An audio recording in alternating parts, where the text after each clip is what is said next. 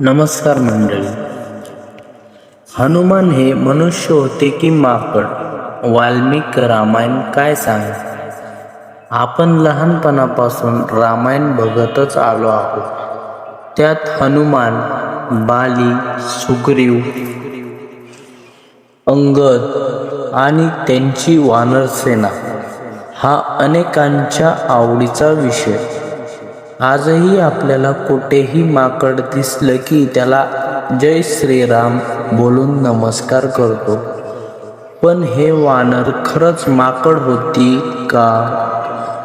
तर त्याचं उत्तर मूळ वाल्मिक रामायणात आहे.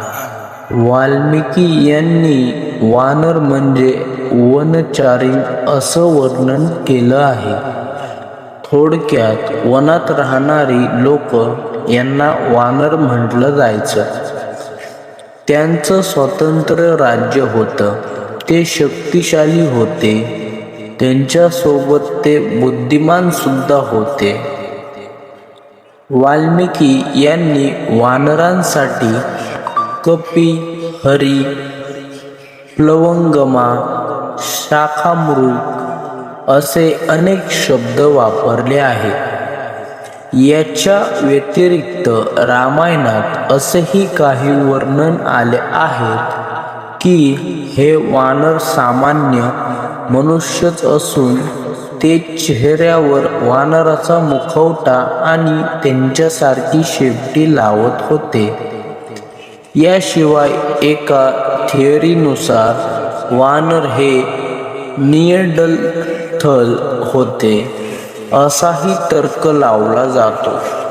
वानर हे विद्यायुक्त, शूर, वायूच्या वेगाचे, बुद्धिसंपन्न, नीतिज्ञ, दिव्यदेही असे होते. वानर हे सगळ्याच्या ठिकाणी राहत होते. ते डोंगरावर होते, जमिनीवर होते आणि समुद्रकिनारी सुद्धा होते. हनुमान जेव्हा पहिल्यांदा श्रीरामांना भेटले होते तेव्हा ते त्यांच्या प्राकृतिक रूपात म्हणजेच मनुष्य रूपात भेटले होते असंही सांगितलं जातं. महर्षी वाल्मिकी यांनी रामायणात हनुमान यांना सर्वशास्त्री विशारद म्हटलं आहे, जे एका बुद्धिमान मनुष्याचंच लक्षण आहे.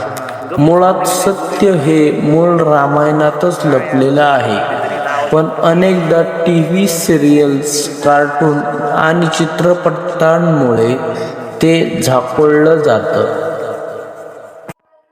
आपल्या चॅनलला सबस्क्राईब केलेल्या सर्व भक्तांवर हनुमानजींची अखंड कृपा सदैव बरसत राहो अशी मी प्रभू श्री हनुमानांच्या चरणी मनपूर्वक प्रार्थना करतो. तर मंडळी, पुढच्या व्हिडिओमध्ये पुन्हा एका नव्या ऊर्जा आणि भक्तिभावासह भेटूया. जय हनुमान.